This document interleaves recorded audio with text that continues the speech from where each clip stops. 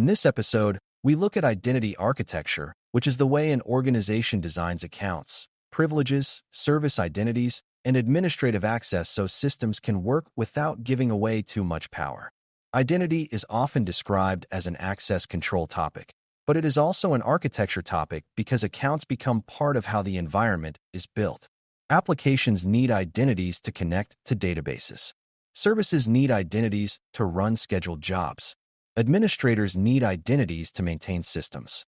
Users need identities to reach the tools and data assigned to them.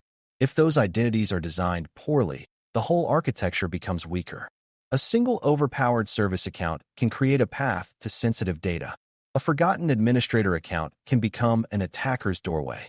Privileges can grow quietly over time until nobody knows why they exist. Strong identity design helps make access specific, accountable, limited, and recoverable when something fails. Before we continue, a quick note. This audio course is part of our companion study series. The first book is a detailed study guide that explains the exam and helps you prepare for it with confidence. The second is a Kindle-only ebook with 1,000 flashcards you can use on your mobile device or Kindle for quick review. You can find both at Cyber.News in the Bare Metal Study Guide series. A service account is an account used by an application, service, process, script, or system rather than by a person sitting at a keyboard. That distinction matters because service accounts often run in the background and may need access even when no human is signed in. A backup job may need to read files. A web application may need to connect to a database. A monitoring tool may need to collect system information. A deployment process may need to update an application. These accounts are necessary, but they are risky when they are treated casually. If a service account has a password that never changes, broad permissions, no clear owner, and weak logging, it can become a long-term target. Attackers like service accounts because they may be powerful, quiet, and trusted by other systems. Identity architecture should treat them as important design components, not as technical leftovers. Group Managed Service Account, gMSA, is a type of managed service account used in some Windows domain environments to help services run with better password management and centralized control. The basic security value is that the account password can be managed automatically instead of being manually created, shared, stored, and rarely changed. Manual service account passwords often create problems. Someone may put the password in a script, save it in a document, send it through chat, or leave it unchanged for years because nobody wants to break the service. A gMSA helps reduce that risk by letting the environment handle password rotation and by limiting which systems can use the account. At the Security Plus level, you do not need to configure one. You should understand why it exists. It supports safer service identity by reducing shared secrets and making service account use more controlled. A gMSA is useful because service accounts need to be both reliable and secure. If a password changes incorrectly, a business service can fail.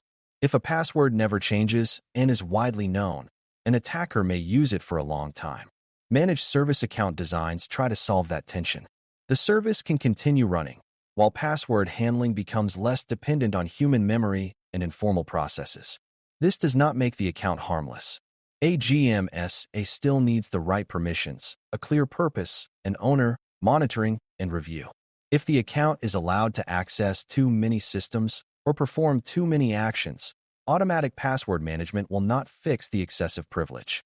Good architecture combines safer credential handling with least privilege. The account should be managed well and also limited to only the access its service truly needs. Least privilege accounts are accounts designed to have only the permissions needed for their intended purpose. This applies to human users, administrators, service accounts, application identities, and automation processes. Least privilege is easy to say and harder to maintain because people often ask for broad access when work is urgent or unclear. A developer may request administrator access to solve a deployment problem. A service account may receive database owner rights because nobody knows the exact permission it needs. A help desk account may accumulate more authority as new tasks are added. Each shortcut may feel reasonable in the moment, but the architecture becomes weaker when powerful access becomes normal. A least privilege account should have a defined role, limited scope, and a reason for every permission. When the job changes, the permissions should be reviewed instead of simply adding more. Least privilege is especially important for administrative accounts. An administrator account can change systems, create users, reset passwords, modify security settings, read sensitive data, or disable controls depending on its role. If an administrator uses the same account for email, browsing, daily work, and system management, that account is exposed to many ordinary risks. A phishing email, malicious attachment, or compromised website may become more dangerous because the account has elevated power. A better design separates ordinary user activity from privileged administration. The person may have one account for daily work and another account for administrative tasks. The administrative account should be used only when needed and should be protected with stronger authentication, logging, and restrictions. This separation does not remove all risk, but it reduces the chance that everyday activity becomes a direct path to high-value control. Privileged Access Management, PAM, is a set of processes and technologies used to control, monitor, and protect highly privileged accounts. PAM can include special approval workflows, session recording, password vaulting, temporary access, just-in-time access, and stronger monitoring for administrative actions. The larger idea is that privileged access should be deliberate, visible, and limited. An administrator may not need standing administrator rights all day, every day. They may need elevated access for a specific task, for a specific time, on a specific system. Just-in-time access supports that model by granting privilege only when needed and removing it afterward. This reduces the amount of time an attacker can benefit from a compromised privileged account. PAM also improves accountability because sensitive administrative actions can be tied to a person, request, session, and approved purpose. Privilege creep happens when accounts slowly collect more access than they need.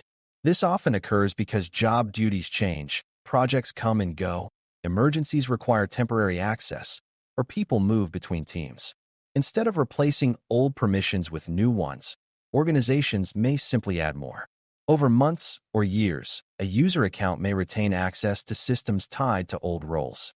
A service account may gain new permissions as applications expand. An administrator may remain in groups that are no longer relevant. Privilege creep is dangerous because it can be quiet. Nobody may notice until an incident occurs or an audit asks why the access exists. Attackers benefit from privilege creep because a compromised account may open more doors than anyone expected. Good identity architecture includes regular access reviews, role cleanup, expiration dates for temporary access, and clear ownership of permissions. Privilege creep can also affect groups, not just individual accounts. Many organizations use groups to simplify access management. Instead of assigning permissions one person at a time, they add users to groups that represent roles, teams, applications, or responsibilities. This is useful, but groups can become messy. A group may be reused for a new purpose without removing old access. Nested groups may make it hard to see who ultimately has permission. A temporary project group may become permanent. A broad group may be granted access because it was faster than creating a precise one. Over time, group membership and resource permissions may no longer match the real business need. Identity architecture should make groups understandable. A good group should have a clear name, purpose, owner, membership rule, and review process. Otherwise, groups become hidden pathways for excess privilege. Failure modes are the ways a design can break, behave unexpectedly, or create risk when something goes wrong. In identity architecture, failure modes matter because access systems are often central to everything else. If the identity provider fails, users may not be able to sign in. If an account lockout policy is too aggressive, a password attack may become a denial of service problem for real users. If a service account password expires without proper management, an application may stop working. If a privileged account is disabled without a backup plan, administrators may be unable to recover a system. If emergency access accounts are poorly protected, attackers may target them. Strong design asks what could fail before it fails. Identity is not only about allowing or denying access. It is also about keeping access dependable, recoverable, and safe under stress. Service account failure modes can be especially disruptive. A service may depend on an account to start, connect to a database, read a file share, write logs, or call another application. If that account is deleted, disabled, locked, expired, or stripped of a needed permission, the service may fail. If the account has too much access, the service may keep working but create security exposure. This creates a balance between reliability and restriction. The safer approach is not to give every service account broad permissions forever. The safer approach is to document what the account does, assign ownership, use managed credential handling where possible, monitor its activity, and test changes before applying them to production. If a permission must be removed, the team should understand which service may be affected. Good architecture reduces surprise by making service identities visible and managed. Administrative access has its own failure modes. If too many people have administrator rights, compromise risk rises and accountability becomes weaker. If too few people have administrator rights, recovery may be delayed when the one available expert is unavailable. If all privileged access depends on one identity service, an outage in that service may prevent administrators from fixing the outage. If emergency accounts exist but are not monitored, they may be abused quietly. If emergency accounts are locked away so tightly that nobody can use them during a crisis, they may not help. This is why identity architecture must include break glass planning. A break glass account is an emergency account used when normal access paths fail. It should be strongly protected, rarely used, logged, reviewed, and tested. It exists because resilience sometimes requires a controlled exception, not because normal controls are unimportant. Identity design is part of architecture because identities connect systems together. A database trusts an application identity. A backup platform trusts a service account. A cloud workload trusts an assigned role. An administrator account controls infrastructure. An automation process deploys changes. If those identities are poorly designed, network segmentation and system hardening can be undermined. An attacker who steals a broadly trusted identity may move through paths that firewalls and application controls were not meant to stop. This is why identity should be mapped like any other architectural dependency.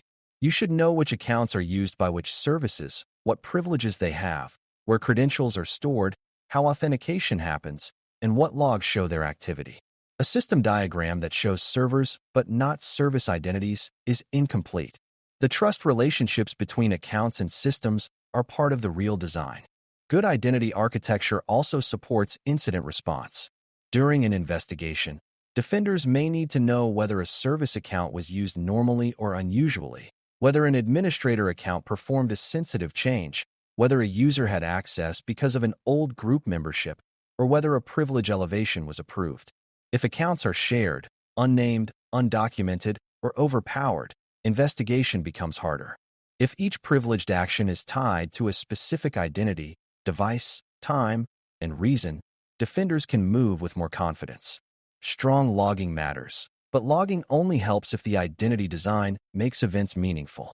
A log that says a shared administrator account made a change may not reveal which person was responsible. A log that shows a managed privileged session tied to an approved request is much more useful. Accountability is not just a policy word. It is something architecture can either support or weaken. Identity architecture is one of the strongest examples of security design shaping daily operations. Group-managed service accounts help reduce the danger of manually handled service passwords, but they still need limited permissions and clear ownership. Least privilege accounts reduce damage by giving users, services, and administrators only the access they need. Privilege creep shows why access must be reviewed over time instead of trusted forever. Failure modes remind you that identity systems must be reliable, recoverable, and safe when something breaks. Service accounts and administrative privileges deserve special attention because they often connect critical systems and carry powerful trust. As you study architecture, remember that identity is not just a login screen. It is the control layer that decides which people, services, and systems can act. When identity is designed carefully, the entire environment becomes easier to protect, monitor, and recover. Thanks for listening. For more audio courses, daily newsletters, and more, please visit baremetalcyber.com.